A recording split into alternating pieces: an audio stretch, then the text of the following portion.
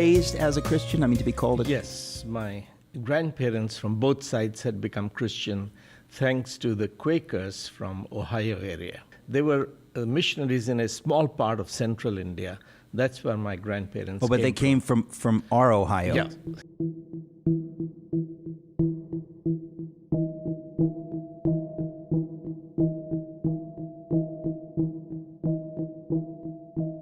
I am already excited to hear you talk, so I'm going to force myself to shut up. And tell us then, this book changed everything. What gave you the idea to write a book on this huge subject?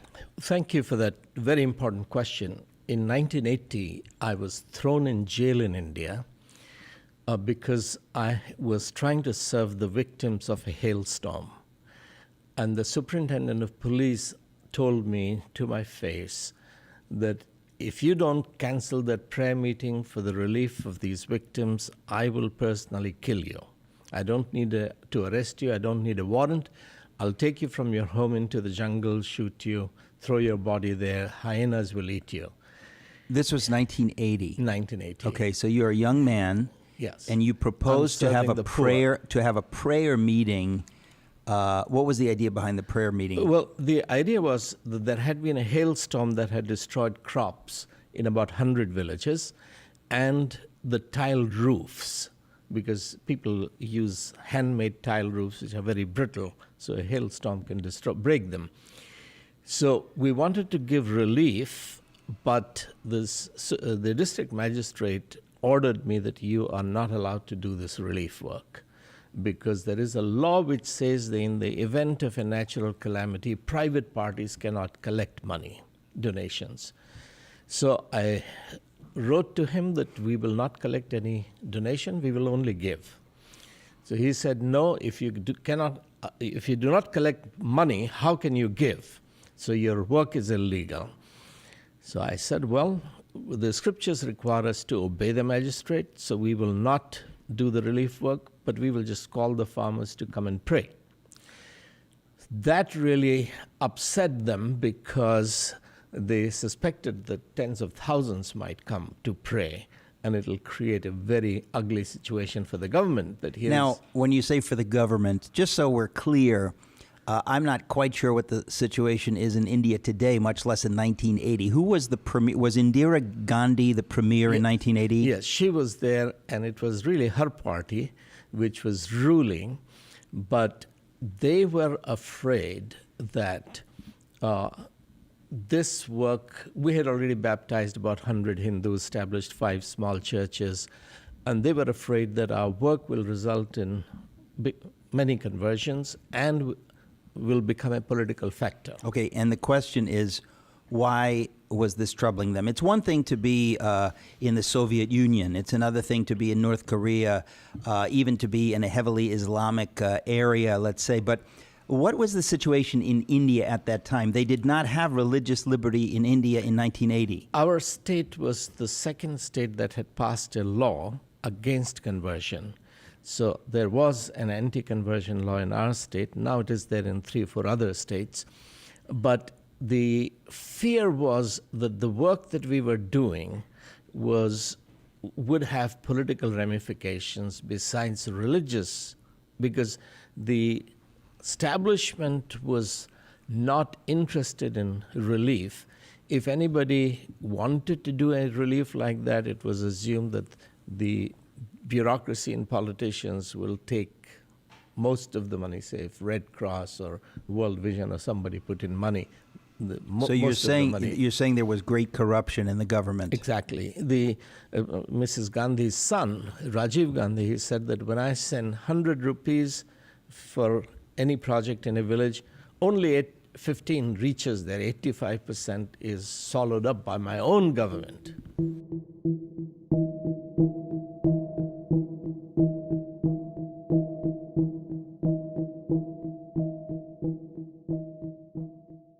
And I'm Eric Metaxas, and I'm sitting here with Vishal Mangalwadi, who is the author of This Book Changed Everything. It's talking about the Bible. You're relating a dramatic thing in 1980, because I asked you how you came to write this book. So your friends tell you the forces of darkness are real, And I think many of us in the West forget that there's evil. So when your friend said this to you, what's your response? Well, at that point, we had to decide whether we're going to cancel the prayer meeting. And that raised the question, do we have divine authority to disobey the authorities who are telling us to cancel a prayer meeting? And we decided that no, if we cancel the prayer meeting, that we are not following the good shepherds. We are running away from the wolves. But we need to stand with the people. We need to do what we have to do. They can do what they want to do. So they didn't kill me because the local press started supporting me. And every day I was on the front page. So they just threw me in jail. And that's when I had the time to begin to look afresh at the Gospels of why would they want to kill Jesus, who is doing good work? Why would Paul, who is preaching the good news, healing the sick, get into trouble all the time? And I began to understand what it meant to be good shepherd, why he has to lay down his life. But how India is a democracy, the superintendent of police has taken an oath of office that he will uphold the Constitution of India, which gives me an inalienable right to life and liberty to pray. But he's saying that if you don't cancel this prayer meeting, I will kill you. So how do you build a society where there is relative justice and freedom? So that time in jail helped me to begin to really appreciate. And I went on, I had already studied something of Wilberforce and others, and I began to really look at how did the West succeed in building a society where there was freedom and justice and liberty.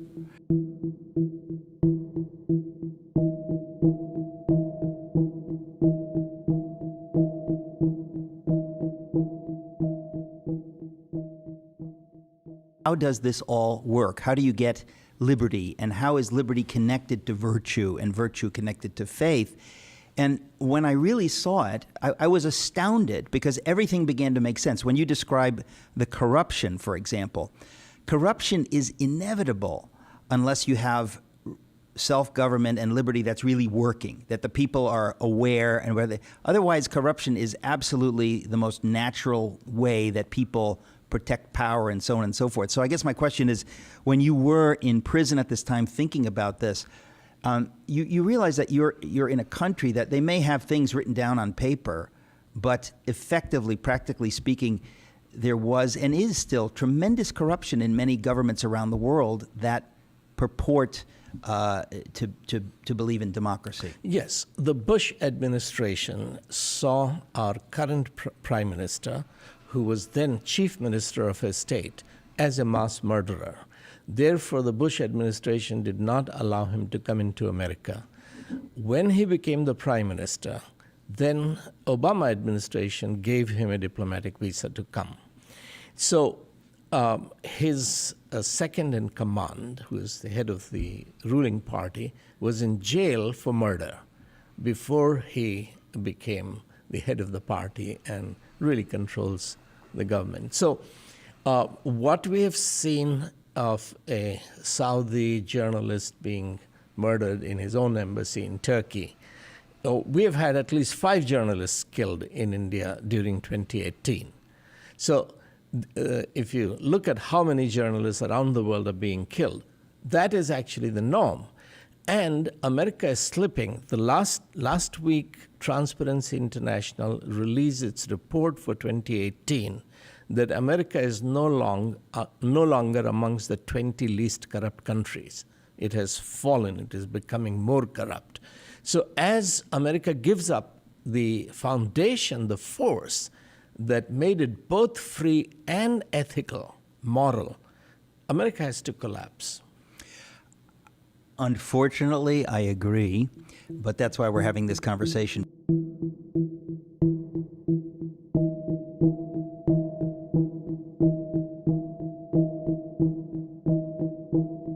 In this book, which is titled "This Book Changed Everything," you're talking about, I guess it seems to me what you're trying to accomplish is trying to get us to appreciate how we got here. And when I say here, to the good things that we have, and how we will lose them if we don't take those roots seriously. Yes. I mean, just taking liberty, this is an American myth that democracy came from Greece.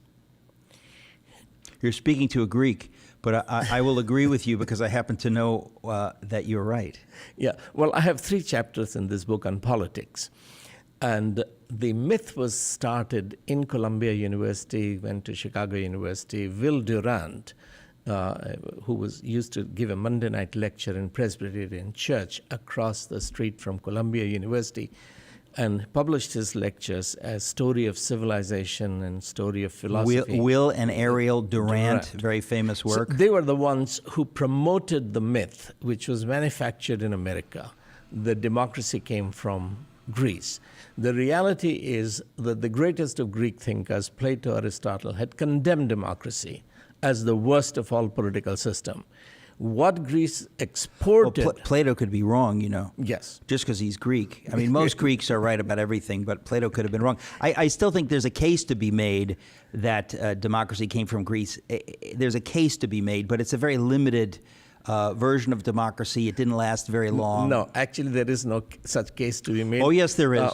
Hey, this is my show. No, so I'm actually very curious to hear your point of view on this, in all seriousness, because this is very important. So I joke around, but make the case, because I want to hear this. David Gress, a historian from Scandinavian American historian, he wrote a book called From Plato to NATO, and he exploded the myth. Democracy, the modern democracy, developed out in Scotland first with the Scottish reformers. John Knox, Andrew Melville, etc. Knox kept saying that he's building the New Jerusalem. He is building the kingdom of God. And there were so many imperfections that it became a little embarrassing for the second, third generation to say that they had built New Jerusalem in Scotland.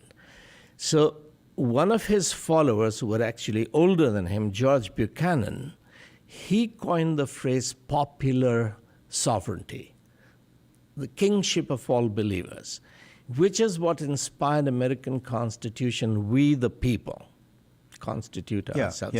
So this idea of popular democracy came from the Bible's teaching of kingship of all believers, that Jesus shed his blood to purchase slaves of Satan, to make them sons and daughters, kings. You inherit your father's kingdom.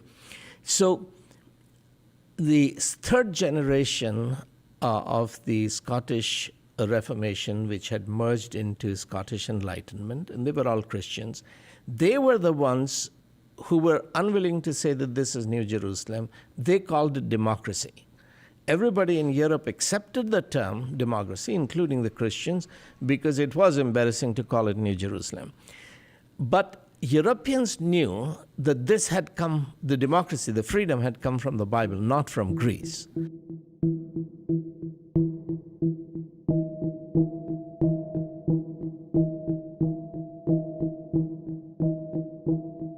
The important thing is really that Luther is the one who begins a discussion of politics as a question of freedom. No question. Yeah, I totally agree. In France, Jean Bodin is the first philosopher who secularizes Luther's teaching on freedom.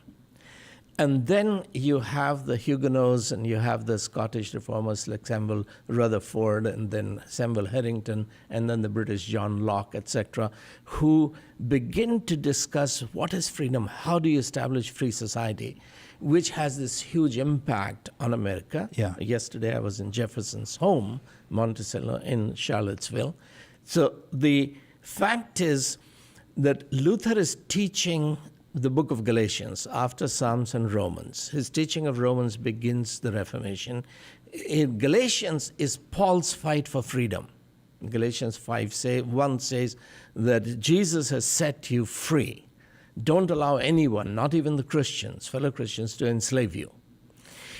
And what is freedom? How do you become free? How do you sustain freedom? And how do you become a free Lord who is servant of all? That's the paradox. I mean, that's the famous, Luther makes this famous paradox, right? Correct. And it's a beautiful paradox because it explains everything. I mean, it's, So we're under the authority of God, and because we're under the authority of God, we have authority and we have freedom. I mean, it's nothing else works. So I have a chapter in the book Yeah. which is called Chancellor, President, Prime Minister.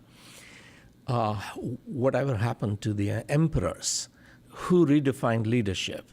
So why in the German-speaking countries ruled by chancellors, in many of the English-speaking countries by prime minister, the first servants, and why didn't America have King George or Emperor George Washington?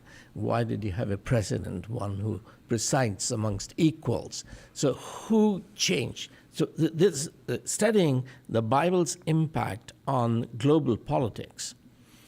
Our first prime minister, Jawaharlal Nehru, when I heard him at the age of 13, he introduced himself, "My countrymen, I'm come here to address you as your first servant," because that's what prime minister actually means. So that revolution, whereby kings of England lost their power, servants increased their power, the first servant became the most important office.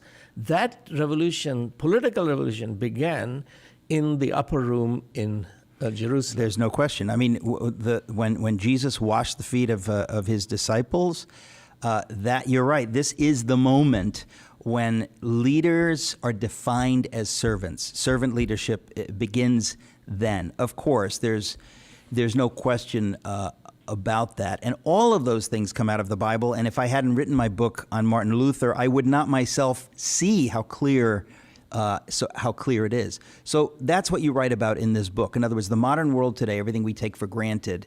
I wrote about this in the afterword to the Luther book, in a way, because I said I've learned so much. I want to sum up how we got here. That is correct. That there is common grace. There is insight into justice, into fairness, equity, etc. And the Reformation generation is quoting the humanists and the ancient writers. But Knox, who's turning his church, Presbyterian Church, and then his nation into a democracy, he actually uses the word democracy only 2 or 3 times.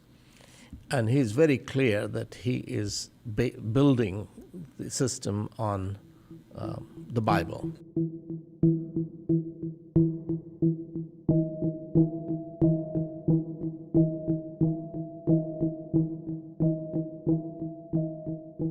Vishal, there's so much here. That's what's exciting about it. We're talking about ideas, but you talk about them in an exciting way to help us understand, in a sense, the stem cells of modernism and liberty and freedom, where it comes from. You make the case that it comes from the Bible. There's no doubt in my mind that that's true, but let's break it down more specifically. I mean, you talked about Knox and those kinds of things. Let's go farther. What else do you cover? Well, tolerance is a very big chapter there. And as someone who has written on Luther, you would know that Luther is the source of modern tolerance. Now, I spent whole of 2017 in Germany celebrating the 500th anniversary of the Reformation. Most of the Christian leadership was talking about how Luther crushed the peasants' revolt and how anti-Semitic he was. Most of the Christian leadership. Well, this is the liberal left wing drank the Kool-Aid Christian leadership, yes. and it is actually quite unfortunate, because I would even argue with them that they are just basically wrong on those things. And yet, even if they're right, to focus on that is a misreading. It's unfair to history. Yeah. But the fact is that when James Madison is introducing the Bill of Rights, he's quoting Luther, especially his sermon in Marburg on 2 kingdoms. When Locke is writing about tolerance, he's quoting Luther. So tolerance actually came to Europe from Africa, North Africa. Lactantius, etc. They were writing, and Tertullius. They educated Constantine to make Christianity legal before it became the exclusive religion. And then throughout the Middle Ages, anybody who is writing about tolerance is quoting the African writers. When you said the African writers, you said Tertullian? Tertullian and Lactantius. Both of them argued at a time when Rome is persecuting, Rome is ruling North Africa. Sure. And when Rome is persecuting Christians, they are the ones who are teaching biblical theology of tolerance. And Constantine actually hires Lactantius to read his own books to the king, which helps prepare the ground for Rome allowing people to worship Jesus.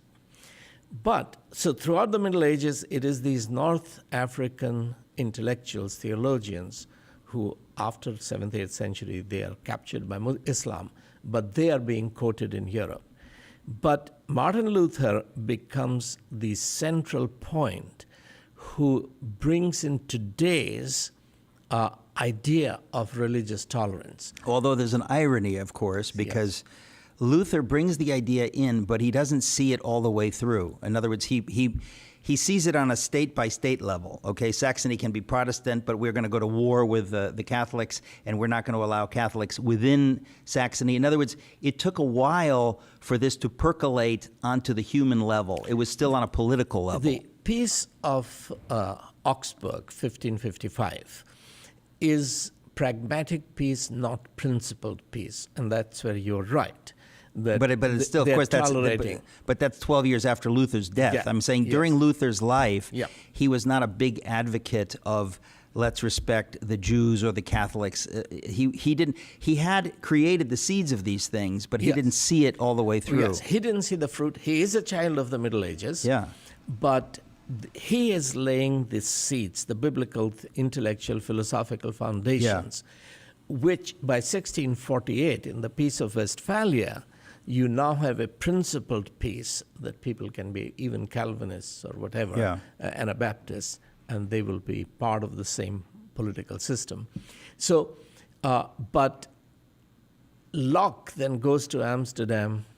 Holland has been the really source of peace. So New York, here where we are sitting, was New Amsterdam, and the source of the the Dutch ideas of freedom that came from here and spread from here in America.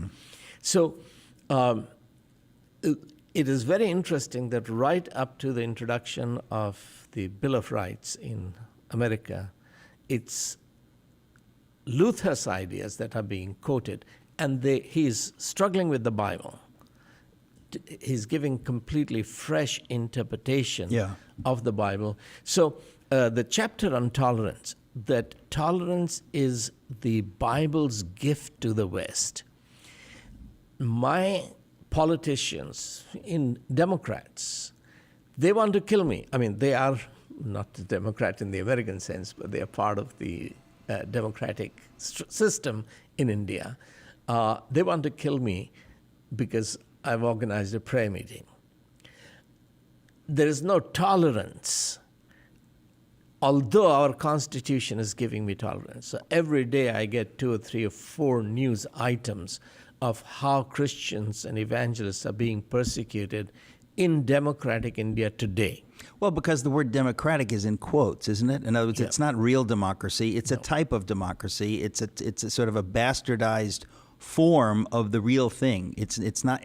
But you can say the same thing throughout history. We have examples. You could say the same thing about Luther's Saxony. Okay, the truth of the gospel was beginning to work itself out, but it would take time to percolate, as I said earlier, all the way in. And then, of course, by the time you get to the United States, you have it. Finally, you see genuine religious liberty. In fact, it even took time here before everybody acknowledged it. But the point is, it moves along, and it's like a little piece of leaven leavens the whole lump. Slowly, it works its way through. That's what Jesus said, that kingdom of God is like a seed. Small seed, you plant it, but it grows. It changes everything.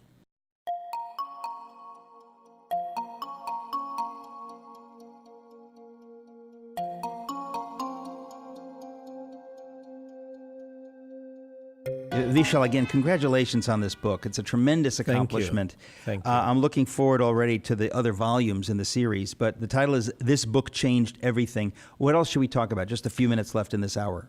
Well, the most important issue is really philosophy. The whole gender confusion, homosexuality, abortion here in New York, and now Virginia coming up. Do human beings exist as immortal souls, precious, with dignity, with inalienable rights? Or is man really a robot with biointelligence? So why did the West believe that human beings are created equal, with equal dignity, endowed by their Creator with inalienable rights? Did God make human beings in His image, male and female? Or are male and female artificial linguistic constructs? So this is the heart of the battle. What the Bible gave to the West was a notion of that every human being, is immortal, precious, made in God's image. And that, in rejecting the Bible, that is what the West is rejecting. So the gender confusion, no, male and female are artificial constructs, and that is the baby who is still tied with umbilical cord to his mother is really not a person. Personhood is something what the state ascribes. The rights is what the state gives. This is something that we should take up in the next round of discussion, because this is what will destroy the West, make it like our countries. Because Buddhism, for example, the heart of Buddhism was that you don't exist as a soul, which is where, from beginning with David Hume right up to Nietzsche and then postmodernism, this is where the West has come, that modernism's project was God is dead. The implication of that is man is dead. You are no more than a robot. Well, it follows logically, but very few people explicate it, which is one of the reasons I'm happy to have you on the program.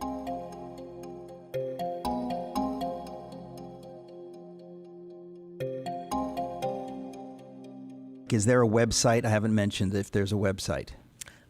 There is revelationmovement.com. Revelationmovement.com. .com.